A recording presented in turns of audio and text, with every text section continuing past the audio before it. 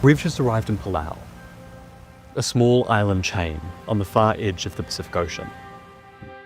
It bills itself as a pristine paradise. Its 300-odd islets boast beautiful beaches, lush vegetation, and you can frequently hear the crow of roosters. But rusty tanks and ruined fortifications like this Japanese command center are dotted about the jungle, many the sites of bloody World War II battles. Some 12,000 US Marines were killed or injured in operations to wrest this territory from Japan in 1944. It's partly why the United States cares so much about what happens to Palau. It's a key piece of the second island chain, a string of strategically located islets that America is fortifying in an effort to deny China access to the Western Pacific.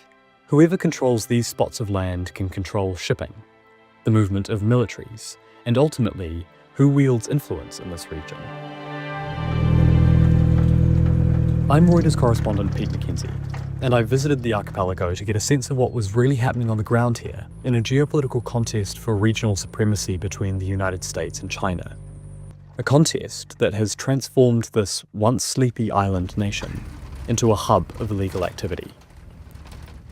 Much of that is allegedly linked to Chinese individuals and syndicates, according to intelligence reports, video footage, and land records reviewed by Reuters, as well as interviews with more than 20 diplomats and local law enforcement officials.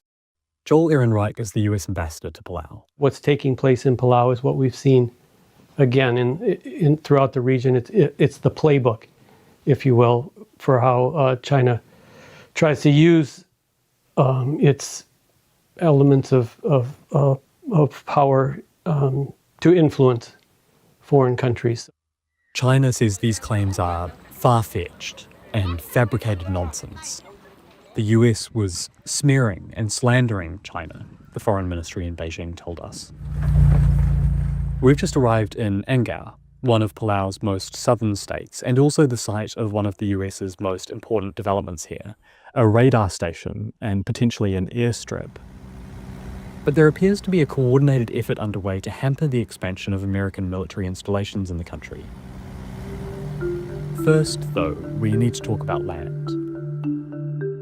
Land on Palau is everything, so important that foreigners can't own it outright. Instead, they can lease it for decades at a time, and those leases have proliferated, with hundreds of thousands of square meters leased by Chinese nationals in the provinces of Angao and Kayangal, two places that have something in common: US military developments.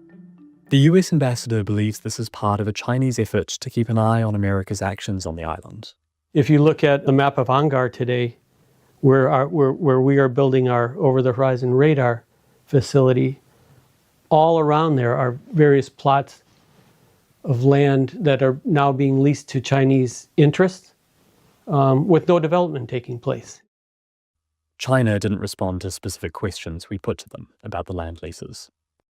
The intrigue here goes beyond the control of land around airstrips. It seems Chinese individuals have also used land deals and donations to grow close to some in local government. I've just spent several hours in the site of the land court in Palau, and by diving through the troves of documents there, we've been able to identify, among other things, that Hunter Tian, China's main affiliate on the island, has negotiated at least 2 major deals with members of the country's political elite. Hunter Tian didn't reply to questions we sent to his lawyer. Later, we reviewed US intelligence reports that alleged that Chinese business people on the island had given tens of thousands of dollars to some of its most senior politicians, many of whom work out of the country's Congress, an institution whose name translates to the House of Whispers. It's not just politicians tied to Chinese individuals who benefit from foreign deals, though. A company registered under the name of the father of Palau's president has been awarded at least 41 US Department of Defense contracts, worth about $6 million, according to a Reuters review of a federal database.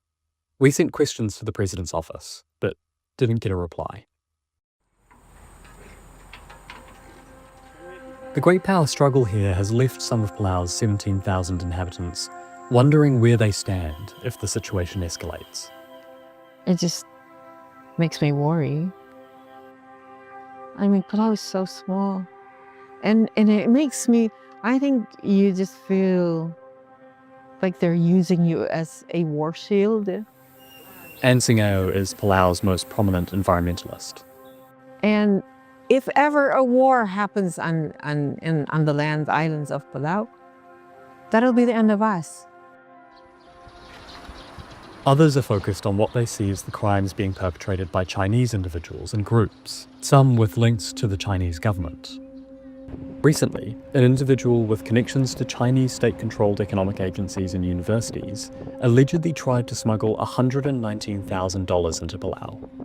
And when he was questioned, the president of the country's Senate allegedly called to ask that he be released. The Senate president told us he didn't recall the incident. Since 2019, hundreds of foreign nationals from China, Cambodia, and other Southeast Asian nations have travelled to Palau to work in online gambling and scam centres on the island. Despite regular busts by local law enforcement, the centres have continued to thrive here, where police capacity is limited. These illicit operations have in turn fueled a boom in methamphetamine trafficking, prostitution, and violent crime. Police files show that in 2023, a Chinese national accused by US prosecutors of smuggling methamphetamines surfaced in Palau. One evening, he met with the Chinese boat captain at a local apartment building, according to the police files. Security footage from that night, the date and location of which Reuters has verified, shows three men leaving that building, struggling with a suitcase, which they load into the back of a black car.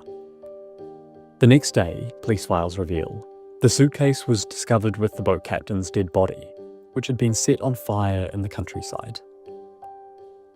According to a security briefing for Palau's president, the murder was motivated by a dispute over transporting drugs, humans, and possibly weapons between Guam and Saipan. The Chinese suspect accepted a plea deal and was convicted on a manslaughter charge. Goes to show that maybe the criminal arm of these people is quite long, and they can reach here. They can do whatever they want with impunity. Leilani Raklai is the editor of Island Times, Palau's primary newspaper. Here in Palau, China have their own law, their own way of enforcing their own laws. Palauan authorities have taken steps in recent months to combat Chinese organised crime. In December, the president empowered his national security advisor to scrutinise visa applications and renewals by foreign nationals. China's foreign ministry told us Beijing had no interest in interfering in Palau's internal affairs, and that it wasn't China that wanted to turn Palau into a strategic military outpost. The United States should stop provoking trouble in the region, the ministry said. Palau is tiny, and the PRC is huge. What I think we need to do is the United States and other like-minded partners to support these countries who are willing and increasingly able to stand up to that kind of threat. And I think we're just starting to see how effective we might be able to be together.